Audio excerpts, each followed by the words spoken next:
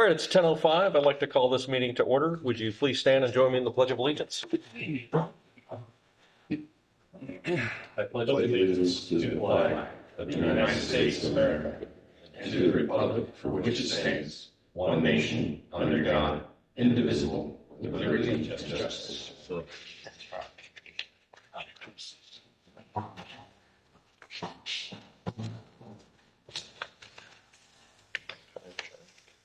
All right, we've all had a chance to look at the agenda. Do I have a motion to adopt?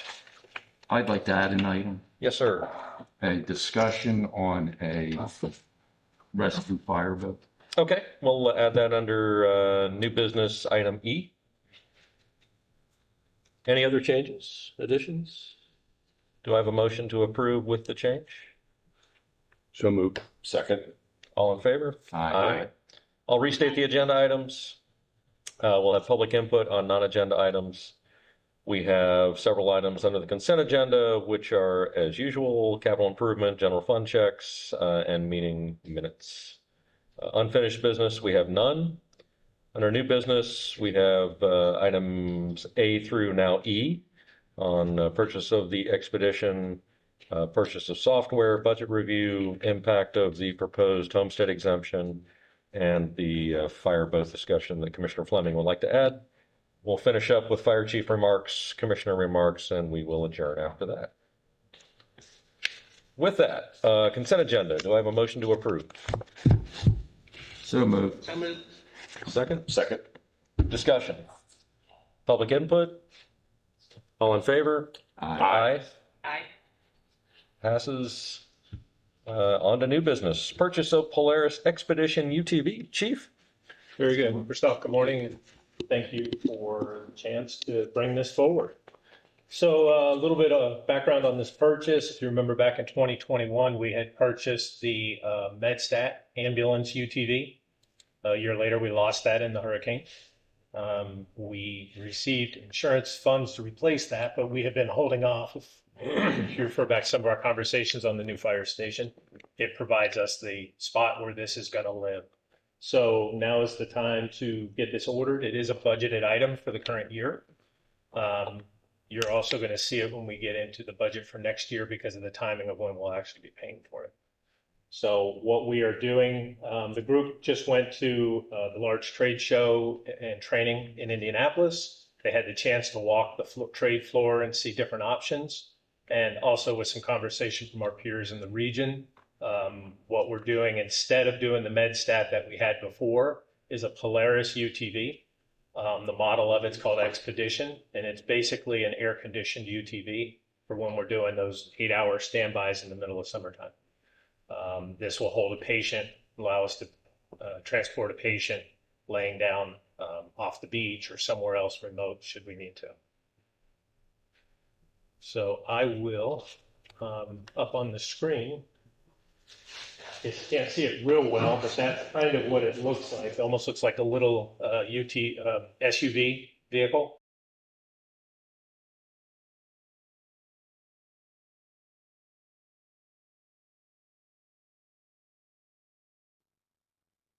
I get better. Yeah. All right, would you like to restate that, Commissioner Plum? They're at the bottom. I recommend a motion, or I am making a motion to purchase 2026 Polaris UTV EMS response vehicle from Alpha Logistics Group for a total of $58,939 and to approve an allowance of up to 5% for incidental costs. Thank you, sir. Thank you. Second from Commissioner Nichols? Yes. Still stands? Thank you. Discussion. Question? Well, the only question I have a question. Yes, on ma'am. the invoice, our packet, it has 61,000, we're getting it for 58. The difference? What page are you on? Page 3 of the quote for the Polaris. Or is that just, I don't, maybe that's one of the, So you, did you get it? that's correct. Page So 15. what you're looking at, I included all three, the two quotes, and then the third one that it includes all the quotes of trying to put it together in pieces. So page 3 of 3 is the second quote from Polaris Government. for 61,373. The quote that we're actually asking you to go with is the first one for Alpha, which starts on page right behind the spreadsheet that I provided. That's the 58939. Quote one, handwritten at the top. Quote one. Yes. Okay, got it. There it is. Yep, I see it too. Okay, thank you. Thank you. Good point. question. Public input. Seeing none. All in favor? Aye. Aye. And it passes 5-0. Thanks, Chief. Very good. Thank you. Next item on the agenda, as I lost it. It's, purchase of ImageTrend RMS software. Back to you, sir. Very good. Thank you. So our record management system right now for emergency reporting is ESO Solutions. We have been with them since, Jane, I know you told me, 2007. We've been with them a while. We've been there with them about 15 years, I believe. ImageTrend is another one of the major incident reporting systems. And so to get back to ESO and the system we're using now, nationwide, we changed from a database reporting from NIFRS, it's called, to NERIS this year. Some of the vendors, some of the software vendors have had a more difficult time than others making the transition. ESO, one of them. So our customer service with them has fallen off in the recent years. We weren't in the market really actively looking to move to ImageTrend. However, our other transport partner, being Lee County EMS, they're making the move back to ImageTrend. I say back to ImageTrend because when I was at my last department, one of my last actions was to implement ImageTrend there, piggybacking off of Lee County. So I'm aware of the capabilities of the system. In any case, the catalyst for this move was looking at the service we were getting out of ESO, also at the same time knowing that Lee County EMS is moving back to ImageTrend. One of the features this system allows us is that if another agency on this system starts a call and we pick up and transport, or vice versa, if our fire truck starts the call and EMS comes in to assist us in transports, we can share data in real time over to them. So we can pass off demographics on the patient, what we've done for action. So it gives a little more of a holistic view of patient care from first touch to handoff to the transport unit. We talked about this county-wide. We got an image demonstration from ImageTrend at the Chiefs meeting recently. And the third transport agency in the county, Lehigh Acres, is also considering making the move.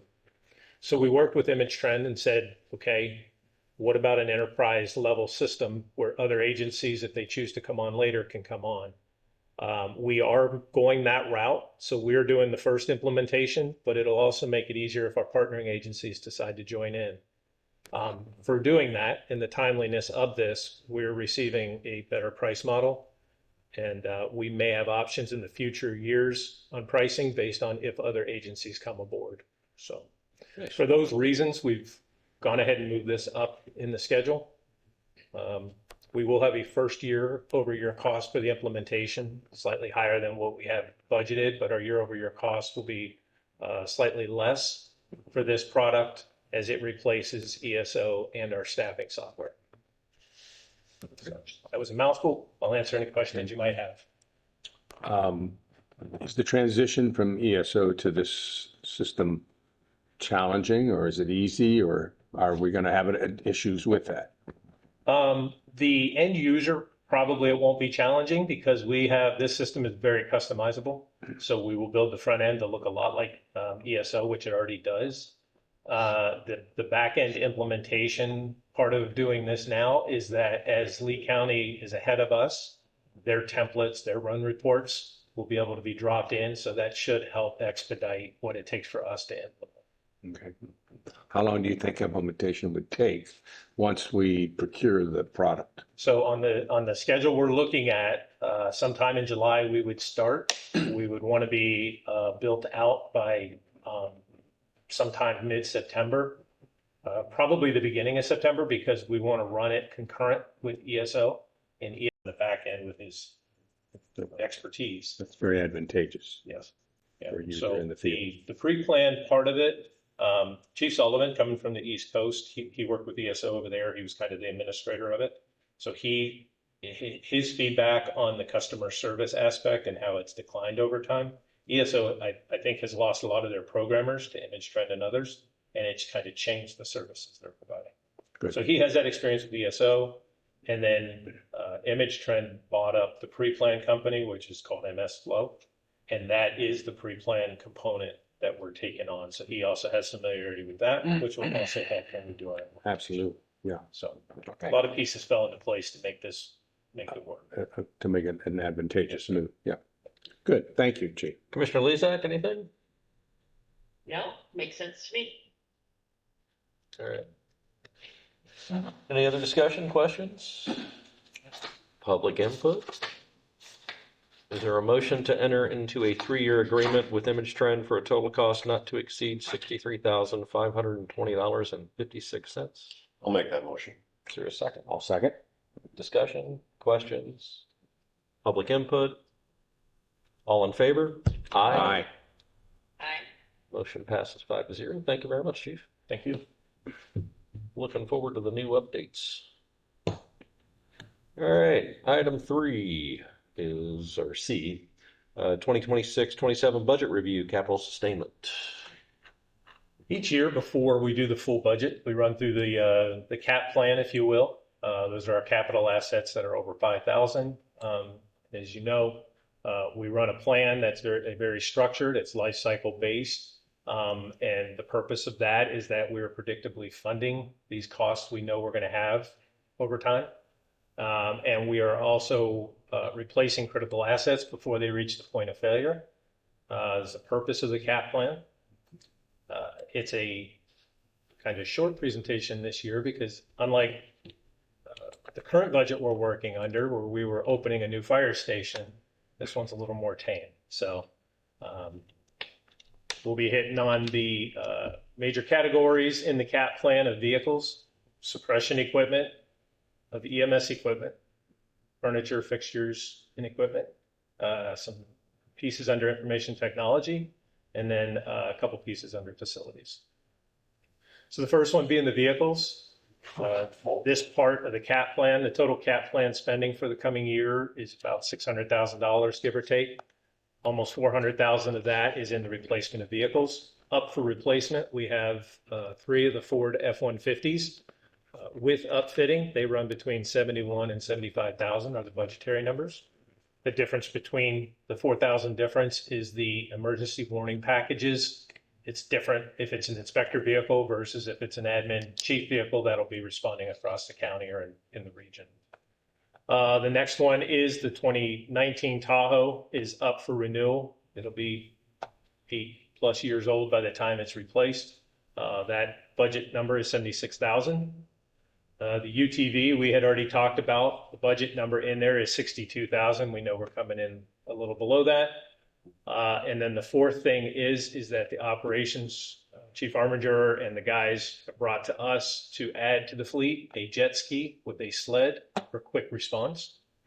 As we're getting the UTV does have a trailer hitch, so it can hook up to either the high water inflatable that we purchased recently. It'll pull that no problem. But then a jet ski on a trailer would also be a quick response vehicle that could be taken to the beach, thrown in, and 2 people will respond on it. And you'll see in the picture, it has a rescue float behind it where you could put a patient laying down if you had to extract them from the water. So that total package has a budget number of 40,000. Those are the vehicles. Lights and sirens? Not on the jet ski.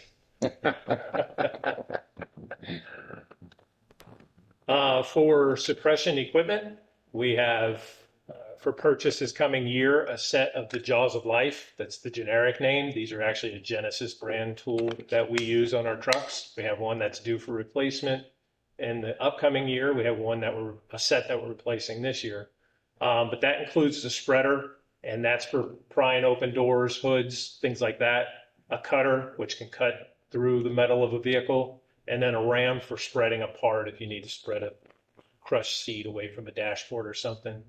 Those three pieces together represent 35, 36, almost 40 or almost $50,000.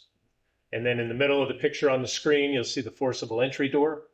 It's a second. It's a second of the same model. We have one at Station 33 right now.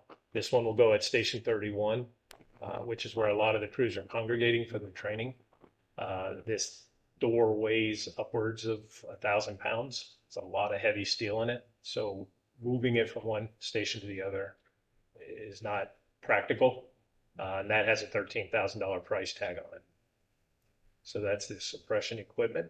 And you can stop me at any time, any specific questions. What is the purpose of that piece of equipment? I'm sorry. So what that door does is it takes our forced entry into the front door on your house, front doors on commercial occupancies, and it doubles it, triples it, depending on how much wood you put in there. So if you see in the picture, this is all heavy steel on purpose. We're prying on it, we're beating on it with sledgehammers, we use different styles of wood to create the amount of resistance we want to a door or a door jamb failing under our force. So it allows us to try different techniques on how to force open doors. And we can make it harder by using oak instead of pine, or thicker material instead of thinner material. We can change how much resistance we put on the So it's member. essentially a training tool. It's absolutely a training tool. I'm sorry, yes. For forcing entry into structures when we need to, when we don't have a key and we need to get Do you use inside. hydraulic tools on that or just? You can. So we carry, Wouldn't you break it?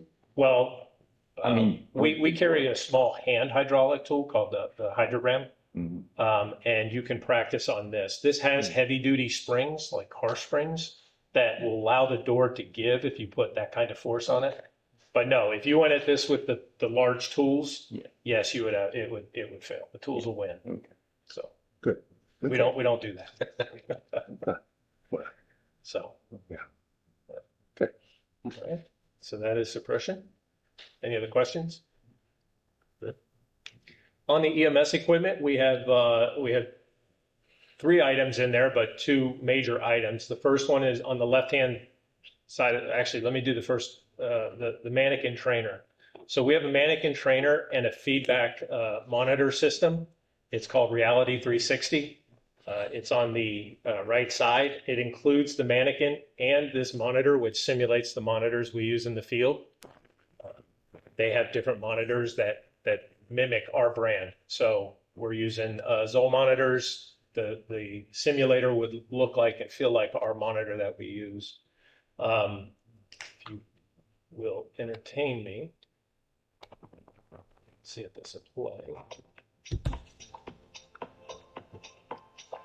So this mannequin, you'll see in the video that's playing, the mannequin gives real-time feedback to the monitor on how you're doing on CPR. It can be fed so that we can feel real pulse points on the mannequin, and we can feel whatever it is the instructor wants to give for a heart rhythm. This mannequin allows us to put in the airways you see on the video now and practice doing those airways and ventilating for the patient. It will tell us if we're flowing too much or too little air. It'll show us in that case if the airway is in the stomach instead of the lungs. It allows us to start IVs, simulate starting IVs. And then in the case of cardiac arrest, when we don't have good perfusion, we can go straight into the bone with IVs, and that's a bone drill. So all those tools can be practiced on this mannequin. The mannequin and the simulator together have a price point of $36,000. We had one that we also lost, similar to this, but we lost it during Ian. It was at Station 1. So this training kit will live at Station 31, the new Station 31. Any questions on that one? Jackie? No? And then the next EMS piece of equipment is a ventilator. So I believe this is the third of 3 ventilators that we're purchasing to build out our cache. And that ventilator allows for automatic respirations if we're transporting a respiratory or cardiac arrest patient. So it takes a set of hands off of having to do those compressions. and it also helps make sure we get the right airflow to the patient. So those are the two pieces of EMS equipment scheduled for the upcoming cap plan. Questions? On the ventilator, that's just airway, right? You still have a Yes. person doing compression. Yes, So, yeah, no, it is not. I know there's some auto compression. There are some auto compression devices, and that's been discussed recently between the medical director and Chief Sullivan and the other guys, but we don't have those in service this time. Thank you. Under furniture, fixtures, and equipment is the replacement of some of the workout equipment at Station 3. So we got a couple pieces of cardio equipment that are due. And also, the guys are looking to make some changes to the static weight equipment down there that they work out with. So I put a rack like you see at Station 1 in the picture, but that's not exactly the piece of weight equipment they're looking to use. We looked at, on the exercise equipment side, leasing versus purchase. Is there a company or any advantage if there was one? We haven't looked at it. I don't know what the leasing rates would be because we don't have the kind of volume like you would have in a commercial Right. gym. We do use a gentleman who comes in quarterly and cleans the equipment, and he also does gyms. So when we were in the market to replace these, because we just did a few pieces at 32, he didn't bring up. But honestly, I haven't looked at leasing them. Thank you.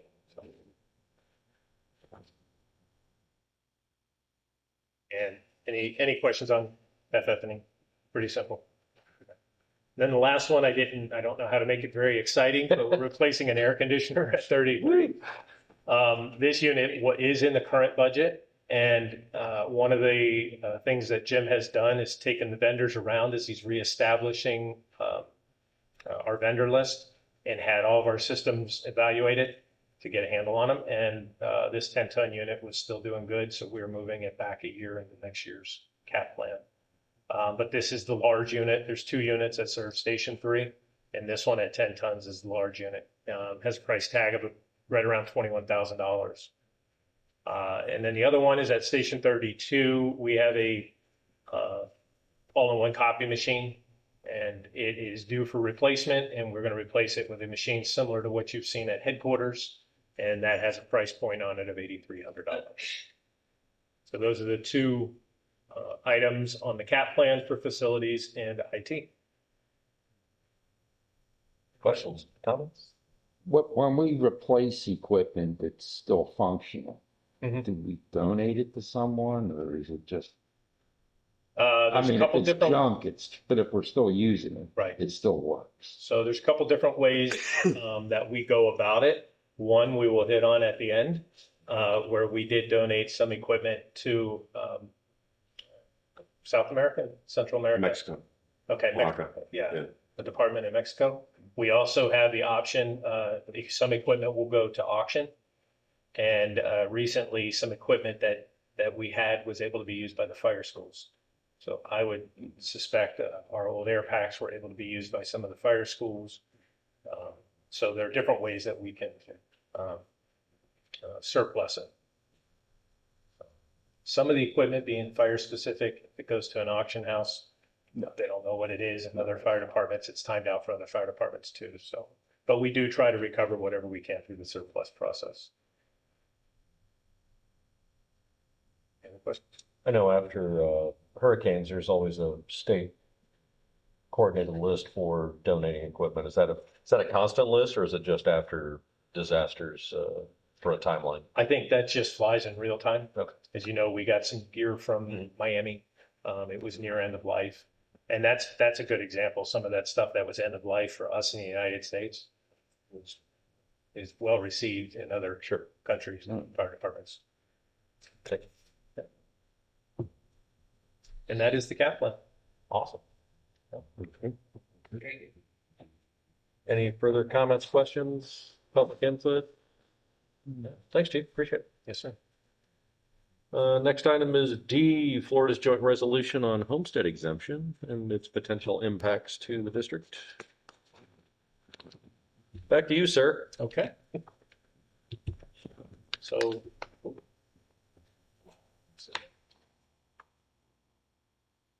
So, if you've been watching the news, paying attention, the legislature has passed a resolution to go on the November ballot, adjusting the homestead exemption rates for those homeowners in Florida who are homesteaded and homesteaded by January 1, 2027.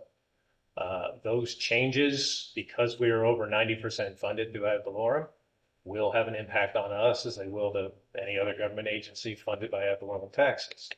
So we have started working on what that means for our district.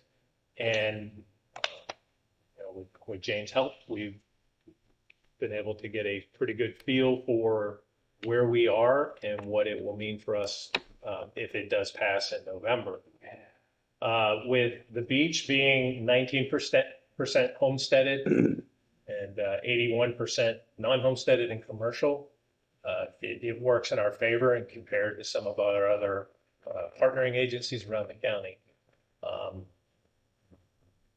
What we know is our options. So basically, when we go into budget like we're doing right now, we look at the level of service that's been requested from the community.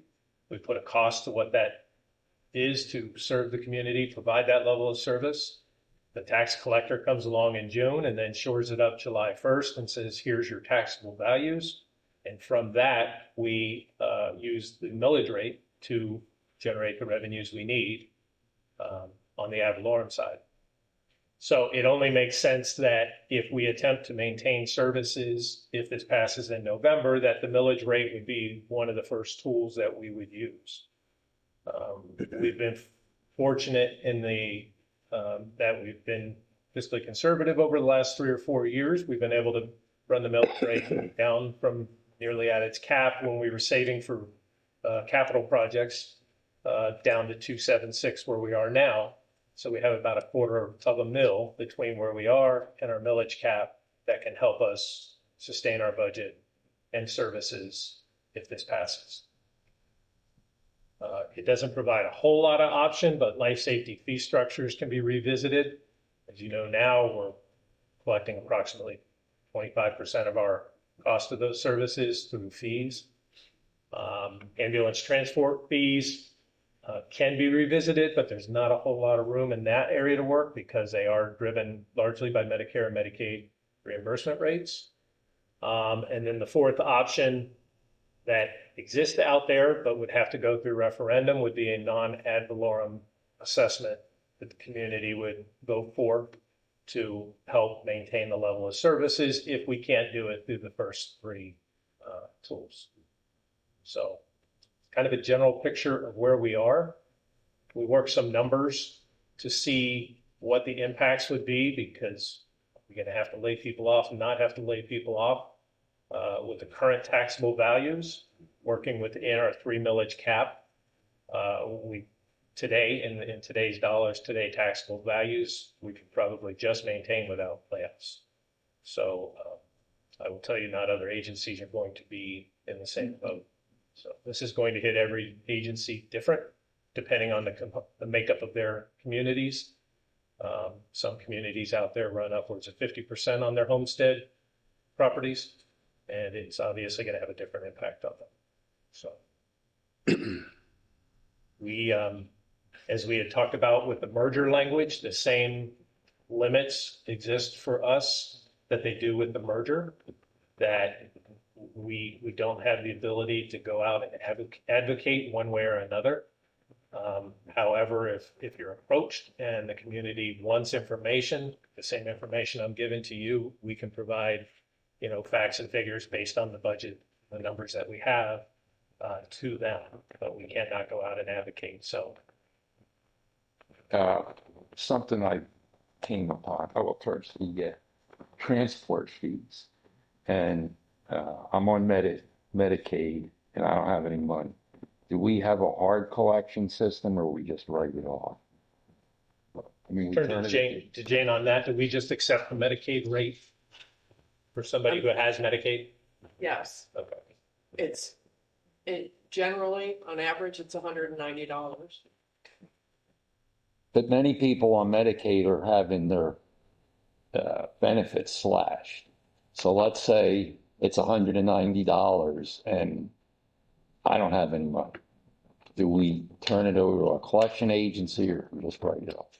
No, with Medicaid, we write off the difference. So Medicaid pays $190 and then we write off the balance. So What if the they don't cost of the have- patient is nothing. They're Correct. generally, I mean, not all Medicaid policies are identical, but that's what we see on average. And honestly, we don't have, I think we had 6 Medicaid filings last year. So there wasn't that many, but what we do have is the Fire Chiefs Association has negotiated with the state to do a grant. It's called the PEMT, Paramedic EMT grant. And what that does is it helps augment the difference between what Medicaid pays and what the actual cost to run the service is. And then we get that money from them through that grant. I know we're not allowed to advocate one way or the other, and it's too late for this year, but we could form a Friends of the Fort Myers Beach Fire District.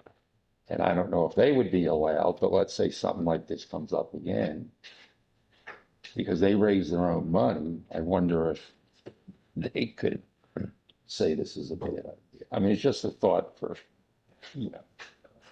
it's almost like a CERT thing, but it's not. Chief, are we allowed to put how tax changes could affect your services page, just an informational, unbiased either direction on the website? I believe we are. Yes. That it might be I helpful. confirmed that with Attorney Salzman, but in the guidance that we received, I believe we can do that. Potential impacts, how it affects your service, what it does to your cost for services other than emergency. Right, and I believe the state's already done something to that effect. So homestead calculator or whatever. Great. Any other questions, comments? No, good work.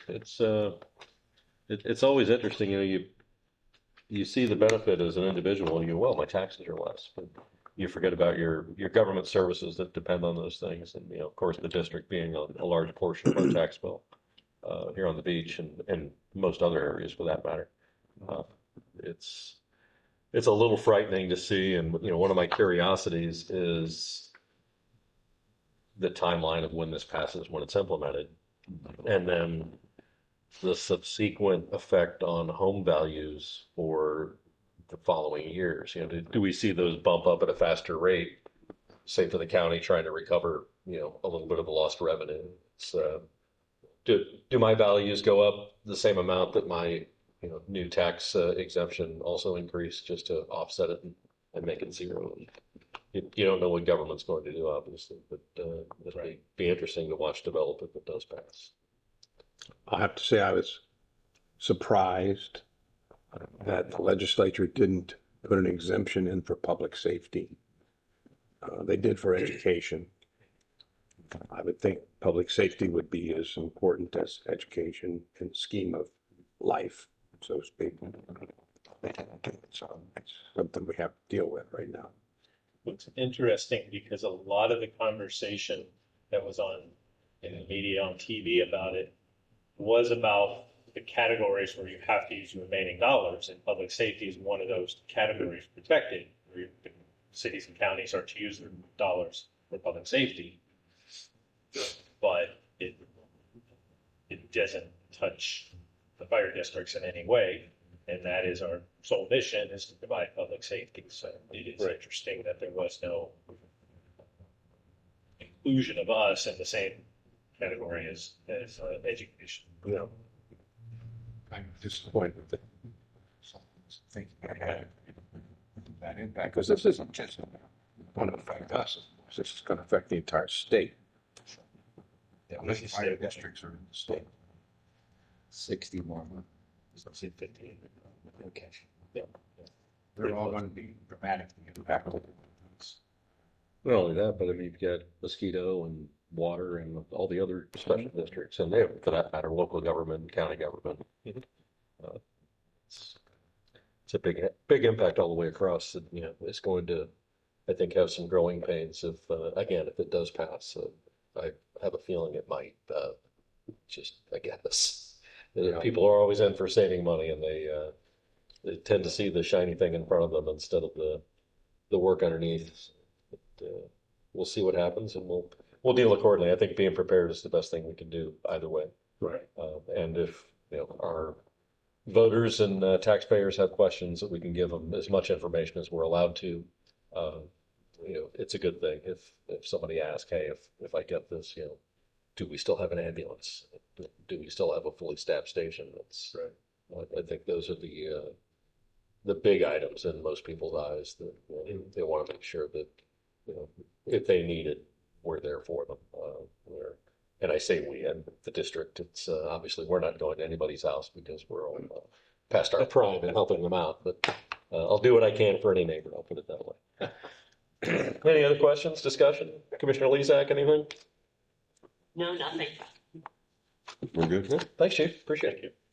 That takes us to our addition, item E, that was proposed by Commissioner Fleming. I'll let you introduce it, sir. Yes, I've been speaking with Chief Worth about this for a while, and it predates what the government is trying to do as far as this ad valorem.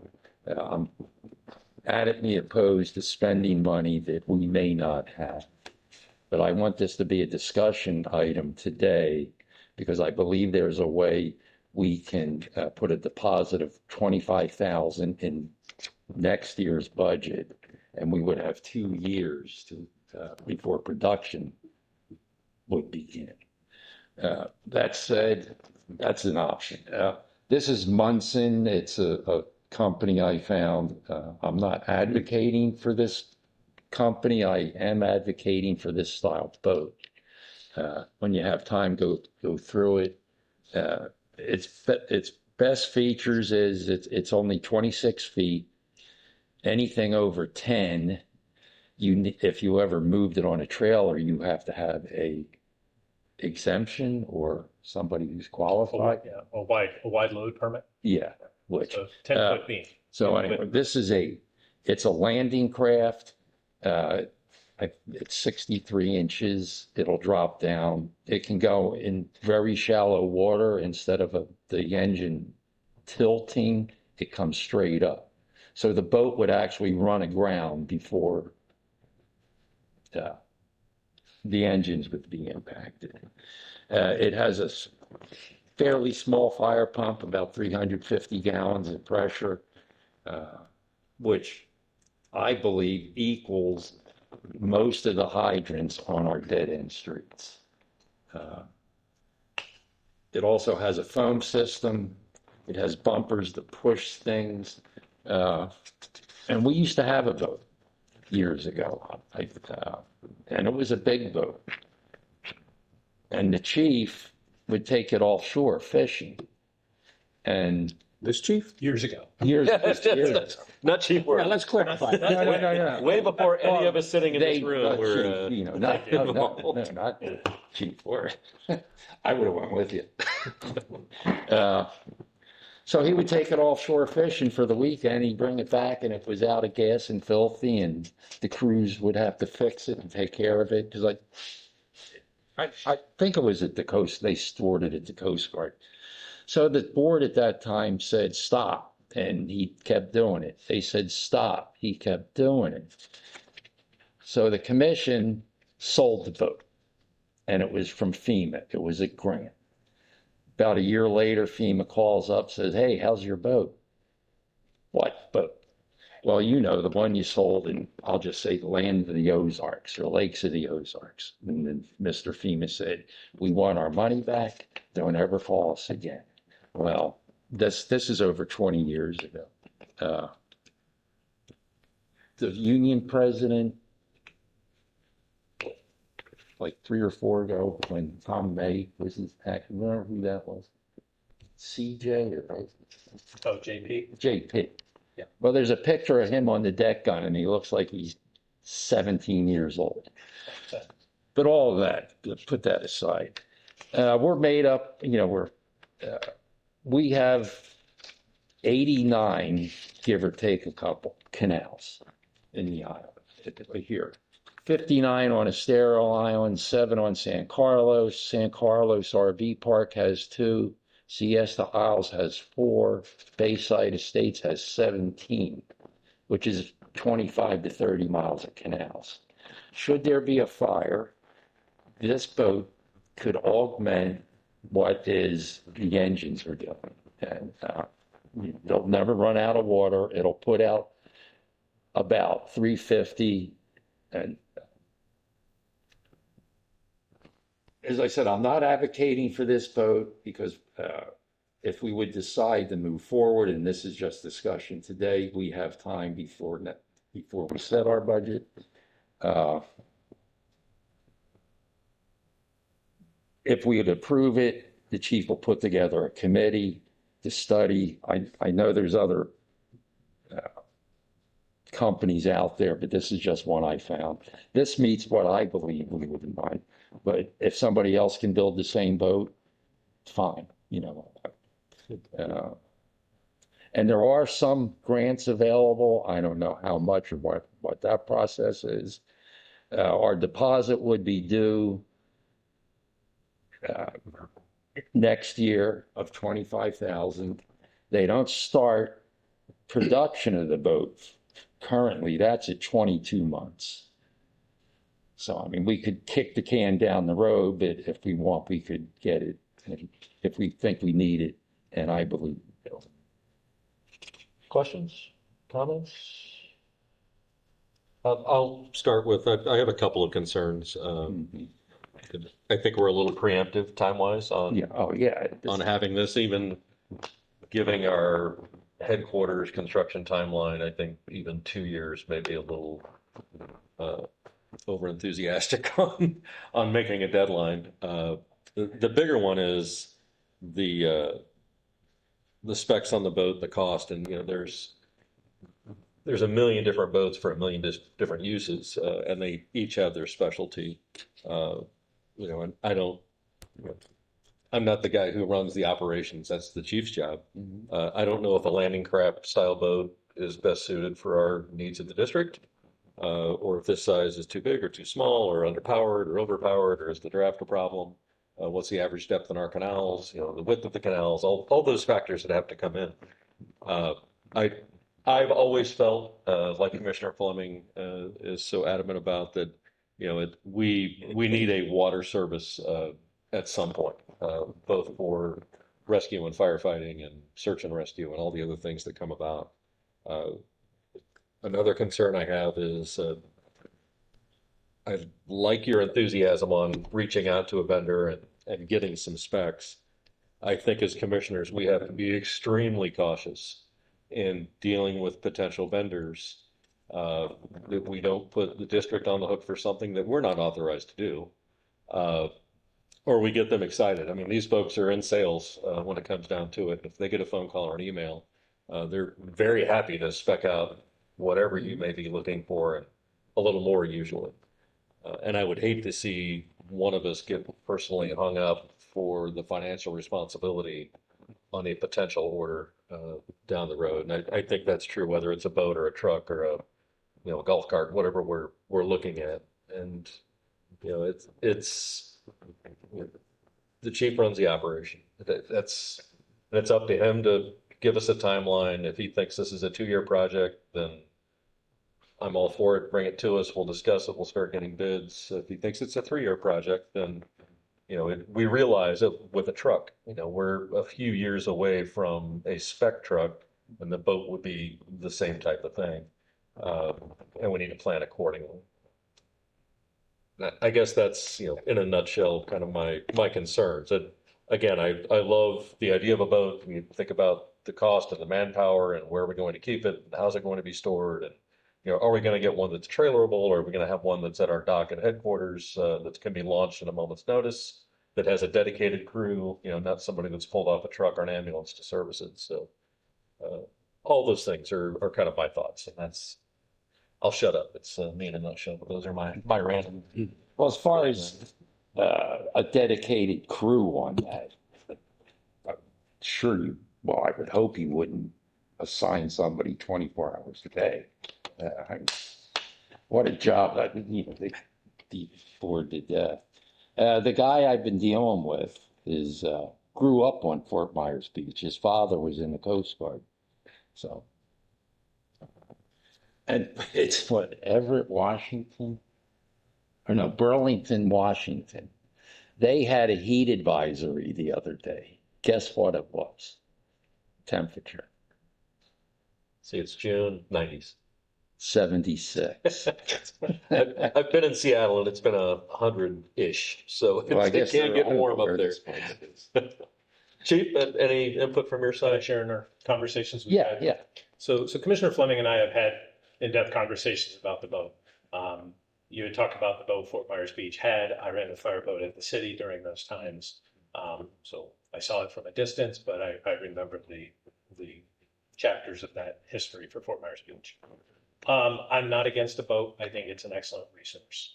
As a smaller agency, there's a few factors that we have discussed about where I see a boat plugging into our operations. One is as we recover and we regrow, I would like to see our total staffing increase by 1 or 2 a day. And because I know how much maintenance and upkeep is involved when you're assigned to be a boat person, especially in a boat like this. And I think this may be very close to the spec that would come out. However, we have a lot of departments who spec these. We have the Southwest Florida Inland Waterway Grant that works as kind of an overarching agency with all the marine units, the MERT teams. So I would lean on those people to help us fashion a spec that works for our shallow waters and the different factors that we encounter. This may very well be very close to the spec we use. I can see plugging into the budget and saving for something like this at the point, first off, we see what happens in November. But then when we know we're moving forward with design on this, on admin, I envision a lift on the back bay that would house this boat. So for infrastructure, we get growth. We're able to acquire the people that will allow the right amount of time dedicated to maintaining this, because it takes a lot of time to maintain, train, operate, place to house it. And then I think the station will be a driving timeline for when we need to start budgeting and designing and saving for the ultimate purchase.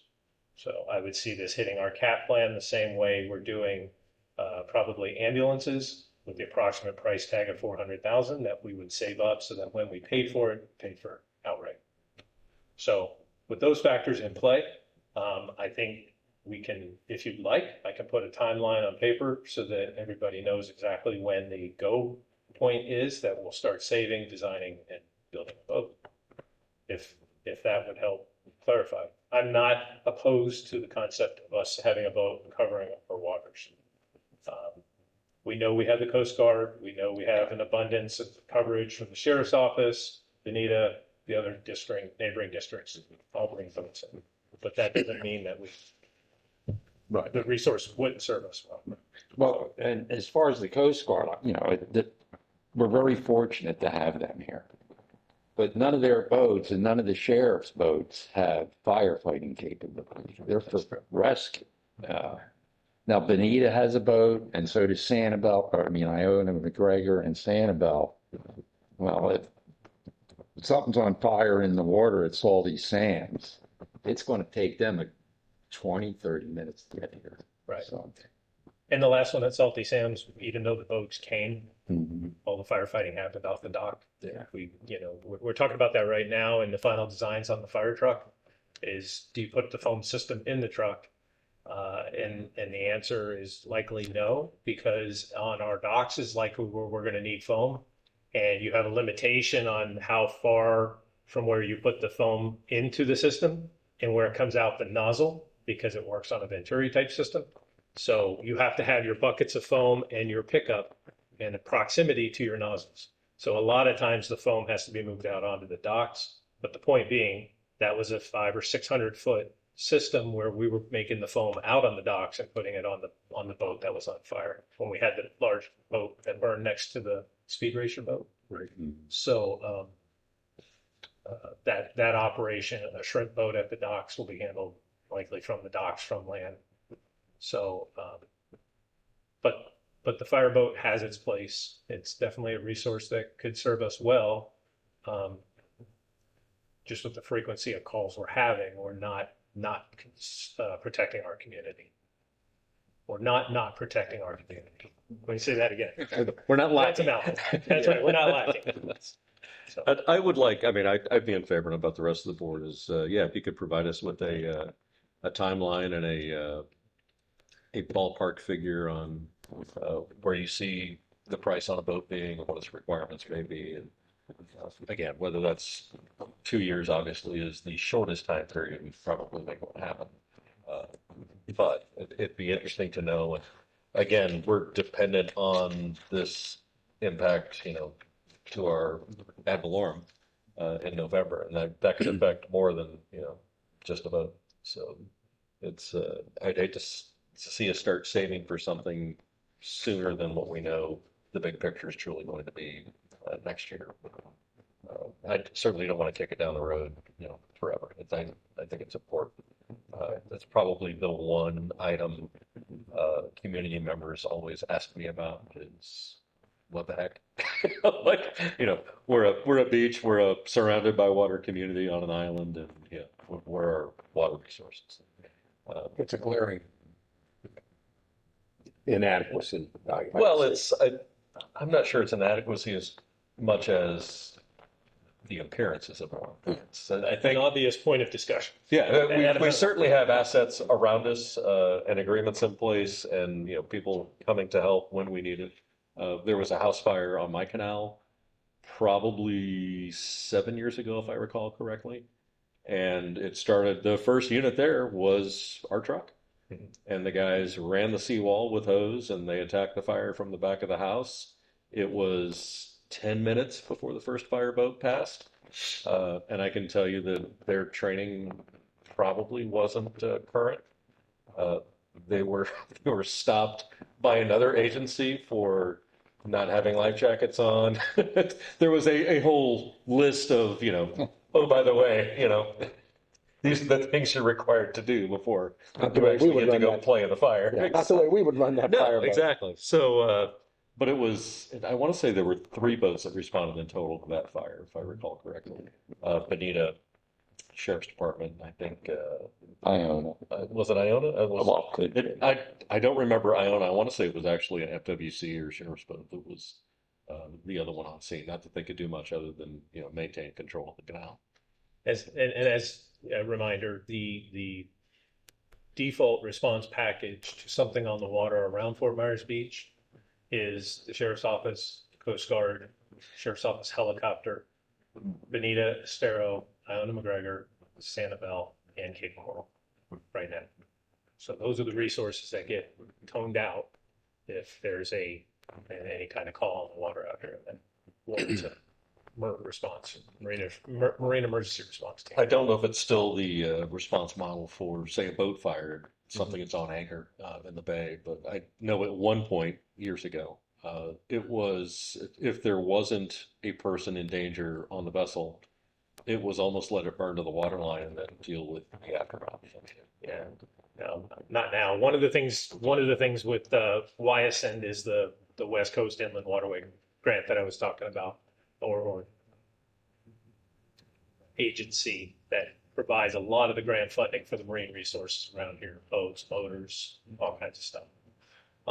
And the general premise is put the fire out. I mean, you've got an environmental issue taking place, put the fire out, but at all means, try not to sink the boat. So that's where foam comes into play. It's not, these companies will sell you a pump that's 1,500 gallons a minute, and they want that to be, the trophy of their boat. When the reality of it is that my foam line's unlimited to either 95 or 125 gallons per minute.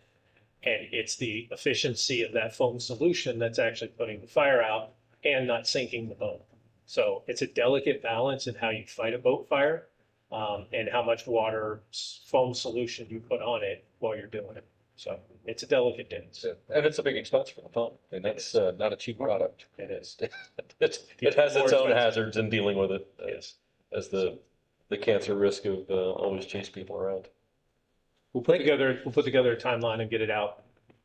See if we can Great, yeah, look forward to get continued something discussion. that shows, Right. how we'll progress in this model. Anything else, Jackie, anything? No, I'm good, just moving along. Thank you. All right, thanks, Commissioner Fleming, appreciate it. Thank you. All right, takes us on to item 9, Fire Chief remarks. Thank you. Appreciate it. So if I can, I will start out by hitting on our anniversaries. I usually close with that, but I'll hit on our anniversaries because I got a few things I want to highlight. For May, our anniversaries, we have Engineer Alex Gonzalez, 21 years.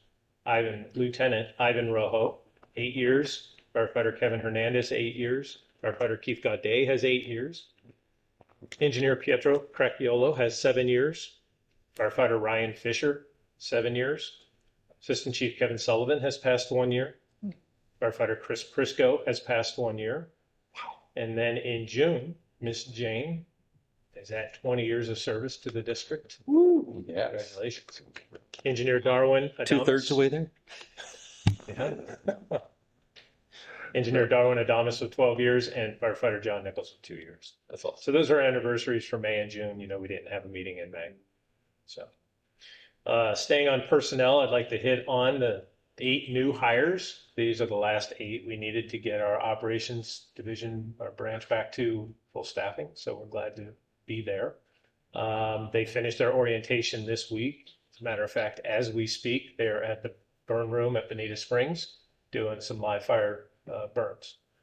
They will start on shifts starting on Monday next week. And I can tell you, I sat with them all yesterday and had some conversations about November and everything. And they're all very enthused to be with the district. They're all doing very well. Sometimes in a group that size, you'll hear some concerns, and I've heard none. I've got nothing but positive feedback from everybody that's been training them and interacting with them. So I'm very pleased with the reports that I'm getting. I mentioned everybody that's training them, and this is our second fairly large group. I think our last group was 6 people, maybe, give or take. And our internal folks have just truly stepped up and joined in. Chief Sears has put out an agenda for the 5-week orientation, and people have been stepping up and saying, I'll take this topic or that topic. And, we filled all the spots, and we're doing it with the people that are on the floor and are going to be working with these folks. So it's very encouraging. So to all those people that have stepped up and volunteered, thank you. They're making it, they're taking a piece of this and making it theirs. So that's really cool. I sent you guys a notice that while we were working it, but we had an out of the ordinary call a couple weeks ago. That was technical rescue over on the barge on Main Street, over docked on the bay. We had a gentleman who fell into pit on that dredging barge, and we had to use the technical rescue skills of our internal folks and the USAR team in the county to get him packaged up. And a rigging system was built to lift him out of the hole, and they had to move him across a couple other barges to get him on the land and get him transported. So if I can, see if this pops up. Hold on a second.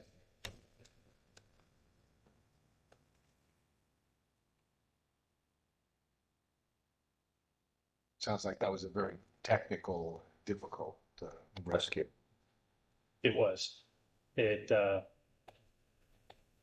video doesn't look like it's got Chief, play. you used our drone was used in that as well, correct? It was, and I was trying, I had a video here and it's not going to cooperate with me.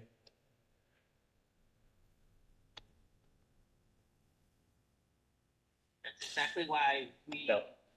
Yeah. included that on the station. Yeah, so the video was going to be from the drone. So on this call, Division of Public Safety, dispatch, saw the call coming in. It got put in the queue to be dispatched out. Chief Sears was at our warehouse on Shrimp Boat Lane, literally 3 parcels from where this happened. And call came in, and by the time he got there, the drone was overhead, providing footage and some real-time intelligence on where the gentleman was located, and some what we could see from the sky on how he was doing. I was off that week, but the link came through on my phone, so I saw it all in real time as it was playing out. So the thing that was interesting is that while that operation was in process, over 60 responders from around the county were watching that feed and seeing our folks in action, and they did tremendously well.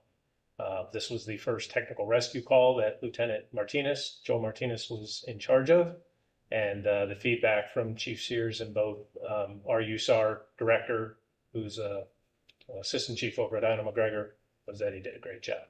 So that gentleman was transported as a priority patient. His family reached out and updated us, and he's doing well. He's going to be fine. And I was just very thankful of everybody's service. So I'd like to highlight the job everybody did. I was able to see part of the video on the response, and it beyond impressive on the care and planning and some very trick equipment with ladders and other things that I hadn't seen previously, but it was a very neat response. If you get a chance to give the chief and watch the video, it's worth the time to see it come over and see our folks responding to it. Is it posted somewhere? I can get you the feed for it. So we still have to build out our live feed. Ultimately, these videos will be on our website, and they'll be wide open to the public for everyone to see. So that's coming. So yes, good job to everybody on that. And my apologies for not having a video that works. But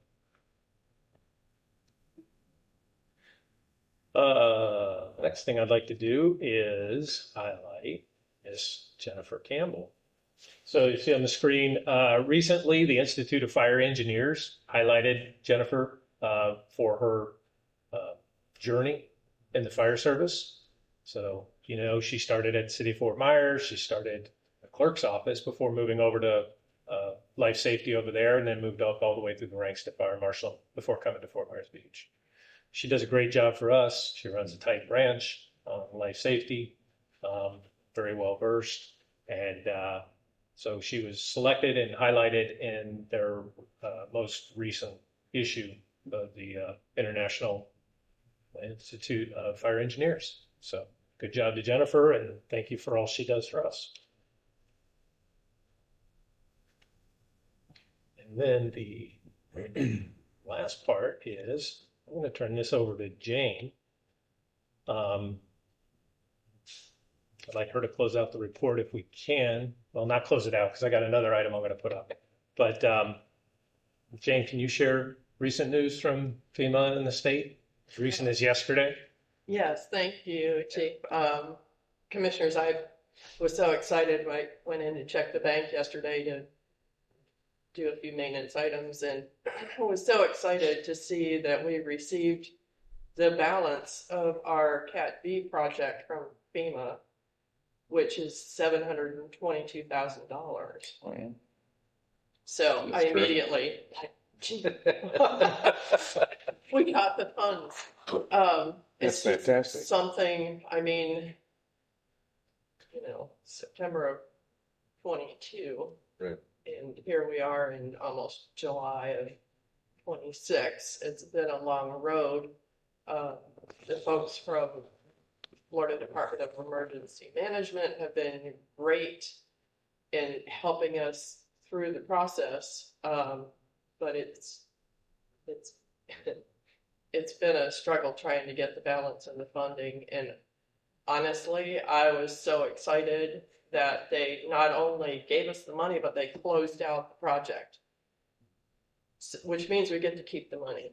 Yes, that's even more exciting. Yeah. I like said that news. very early on, I said, I'll be very excited to see how much of this, funding we actually get and get to keep, because a lot of times they'll come back in and review after the fact, and then you wind up owing money for whatever reason. But So yeah, that was great news. For $722,000 of reimbursement monies. Closer to whole. Closer, Right. yes. Closer to whole, yeah. Yeah, so we've closed out now all of our projects except for the public spaces that used to be at 31. And I think we've already talked about it, but we're doing an alternate project to go ahead and purchase an engine, a replacement engine with those funds. And then we'll be completely done with Ian once that occurs. Words I like to hear. And I Too can't, soon. the amount of, I've used the word tenacity a couple times over the last few days, but the fortitude it takes to see these reimbursements through the intricate journey you take to get to where Jane got yesterday. It's, we talk about it every time we do a budget or we have an audit presentation, but we couldn't have done it without her, and we can't do it. There are agencies that throw their hands up and say, forget it. Right. We don't need the help. I think some of you maybe had personal experiences with trying to do that after the storm, but again, thank you for Yeah, that's what you did. So Fantastic. very tenacious. So I'm going to have Commissioner Farrell help me with this because we talked earlier about what do we do with the gear, what do we surplus, and we recently created a partnership with the fire department in Mexico. Yeah. Will you talk a little bit about your Yeah, relationship? no, I was approached by one of my coworkers, happens to be our general manager's wife, about her hometown in Oaxaca, Mexico, and asking if what we do with surplus equipment when it's timed out, aged out. And I said, I don't know. And I contacted Chief Worth and I asked him the very same question. He says, well, who's looking? What do they need? And I filled him in, and it turns out, yes, we had gear that was aged out, and we packaged it up, and Marta Ramon is her name, and she brought it down, trucked it, shipped it, however, got it down to her hometown. And we have some video and some photos of that fire department receiving this gear. And I can't speak to the science of firefighting. Chief Worth was able to enlighten me on what we saw as the before pictures of the gear that they were using, and that the reason they could only fight fires from the outside. Chief, is that what you Oh, Yeah, that's okay. yeah, so when I was at my last department, we had a kind of a formal relationship with a department in Central America.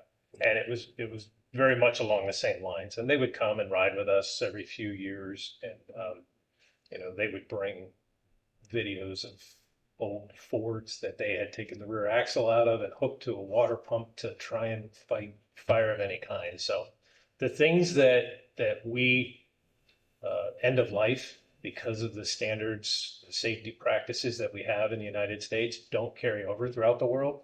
So stuff that is end of life for us is very useful for other fire departments in other parts of the world. And I think that was the case here, just from the feedback we're getting on the stuff we were able to send them. I think some of this gear reached end of life. It was probably donated to us by Miami after Hurricane Ian, as it was almost at end of life, allowing us to use it for a little while before it finally timed out. So now it is continuing to serve a community somewhere else in the world. So Can you explain end of life just a little bit for those who may be listening? absolutely. So as the manufacturers, so the NFPA has a board, and they put out a lot of guidance, if you will. They don't call it laws because then you can't sell all their manuals and whatnot. But different standards are established, and their best practices. And it's based on the testing of the materials. So basically, from UV for attacking it, wash cycles, firefighting gear has a finite life. As you know, we purchase replacement gear every 5 years. It serves 5 years in frontline service, 5 years in backup, and then it has reached their 10-year end of life cycle. That doesn't mean that it is falling apart, and it can serve these other communities. It can be sent off to the fire schools. They could use it for training when they're not doing live fire, but it is no longer meets standards to be used in live fire situations. So, Thank you. same thing with our air packs that we recently replaced. Those reach end of life. On those, we also saw repair costs that were making them cost prohibitive, but they are serving a secondary role in the fire schools as the firefighters are training. They're not wearing them into live fire situations, but they can use them for all their training environments. So, Sure. question? Thank you. I don't Well, thank you. Spanish, but I'm just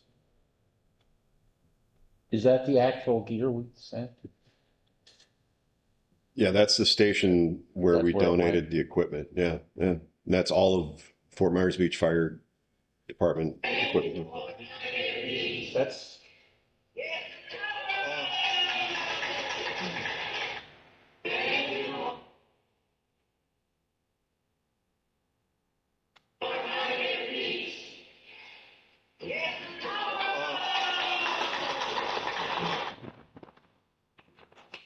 That's great.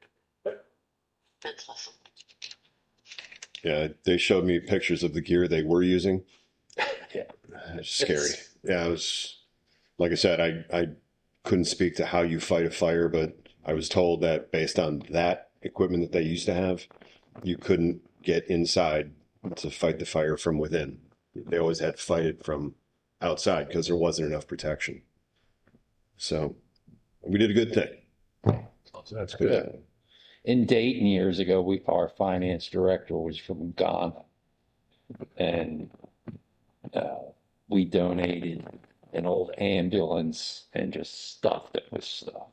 And we got the same, kind of video. And, it's nice. Yeah, it was probably 10 years ago where there was a countywide effort. And like you said, fire truck, with old hose and stuff like that got loaded up and somehow made it on a ship to some other country, is still serving. So Thank you for doing that. absolutely, my pleasure. So let me see these.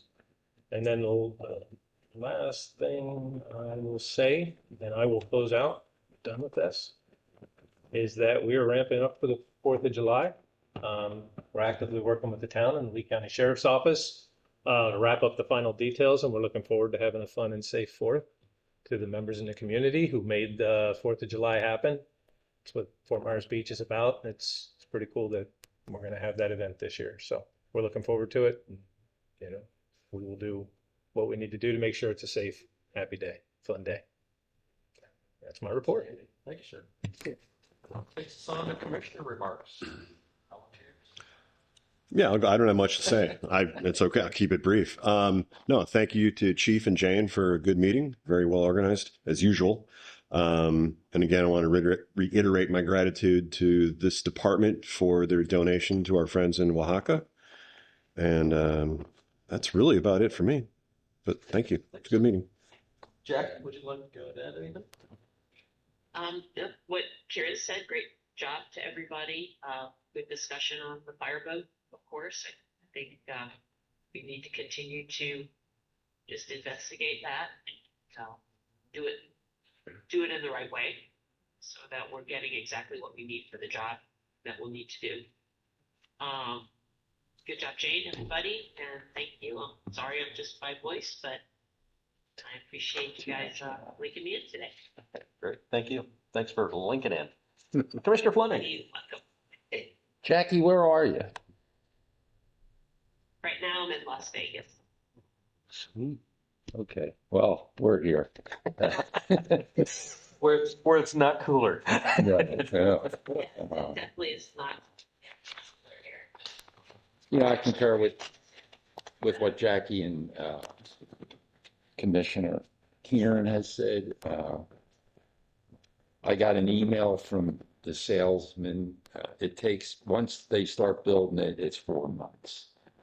from the time they start till it's delivered, so you can factor that into your plans. Thank you. Thank you, sir. Jim? I just want to say that it was a great meeting, very informative on a lot of different topics today. I'm continued to be impressed with the professionalism of our firefighters in the field and of the organization, how it manages itself. And I think the people of Fort Myers Beach and the district are very fortunate to have a first-class agency like this. And I hope that the Homestead vote, doesn't have a negative impact on us, but we'll do our best either way, I'm sure, to provide services that the community deserves. So, and I've had nothing but positive feedback from the community as I move around about the fire department and all the various little things they see us involved in. And again, it makes me very proud to be a part of this organization. So, thank you. Thanks, sir. I don't have much more to add. Really pleased with all the information we went through today. A lot of good discussion. Again, thanks to Jackie for remoting in. Always appreciate your input and participation. You're welcome. The big item on my head, she brought it up, 4th of July. It's not only just the 4th, it's a big one. It's the 250th anniversary of our independence as a country, and that's an important thing. That Constitution we all take an oath to, and parts of our lives, and it's amazing to see that it's held on intact, even with all the infighting and differences that the public has. As the World Cup has gone, I hope we all get a little bit closer and understanding each other in the future. So please, everybody, be safe. Looking forward to the fireworks, the parade, whether celebrations happen around that. Should be fun. Enjoy. Thank you all for a good meeting. Very good. Thank you. Thank you. We're adjourned. Thanks.